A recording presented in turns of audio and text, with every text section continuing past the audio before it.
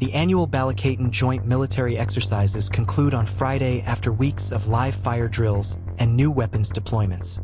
Troops from the U.S. and the Philippines have launched Javelin missiles and fired howitzers to simulate repelling a maritime invasion along the coast of the South China Sea, in a show of force capping joint war games held in China's maritime backyard. The live fire exercises were held throughout the week along the shores of the coastal city of Laoag in northern Ilocos Province, the closest mainland Philippine province to China. They capped the largest ever Balikatan, or shoulder-to-shoulder, joint military exercises between U.S. and Philippine troops, cementing a dramatic policy shift that has seen Washington and Manila become close allies since Ferdinand Marcos Jr. became president in 2022.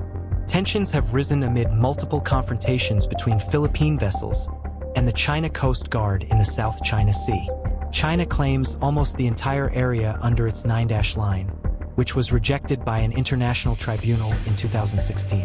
While the U.S. and Philippine militaries would not name their adversaries, this year's exercises were concentrated around the northern and western shores of the Philippines, close to the South China Sea and the Taiwan Strait.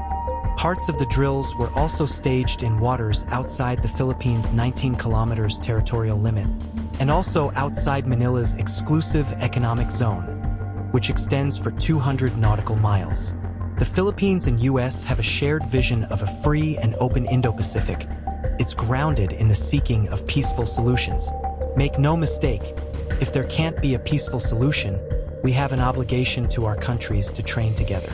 U.S. Marines Lieutenant General Michael Cederholm, commander of the Balikatan Joint Task Force, told reporters on Monday, Ilocos Province lies southeast of China and just south of Taiwan, near areas of the South China Sea that would probably be at the center of any regional conflict over the disputed waters.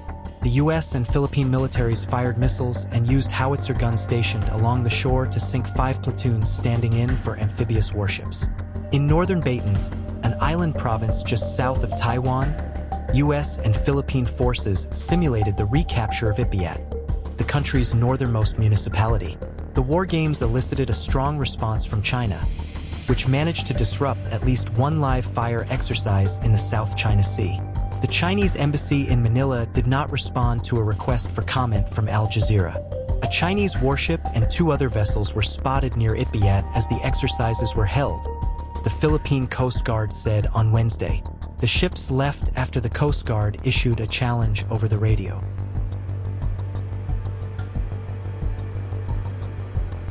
This year's exercises also showcased new U.S. weapons that could be stationed in the Philippines during a conflict. For the first time in the Asia-Pacific, the U.S. military deployed a new mid-range missile launcher called the Typhoon. From the northern Philippines, it can reach targets in Taiwan, along with Chinese bases and infrastructure in the South China Sea and mainland China. It is the first such weapon deployed in the region since the U.S. withdrew in 2019 from the Intermediate-Range Nuclear Forces Treaty that barred the development of ground-launched ballistic and cruise missiles with ranges between 500 and 2,500 kilometers. While the Typhoon system was not fired during Balikatan, its deployment now serves to identify launch sites that can be used during a conflict, said Colin Koh, a senior fellow at the S. Rajaratnam School of International Studies in Singapore.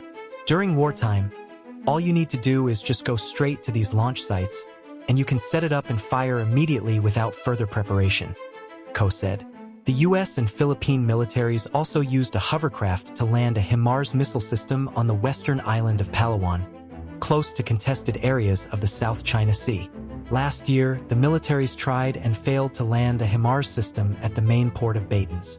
This year, the U.S. military upgraded the port, along with a warehouse and other military infrastructure, as part of an effort to develop functional seaports to offload equipment and troops.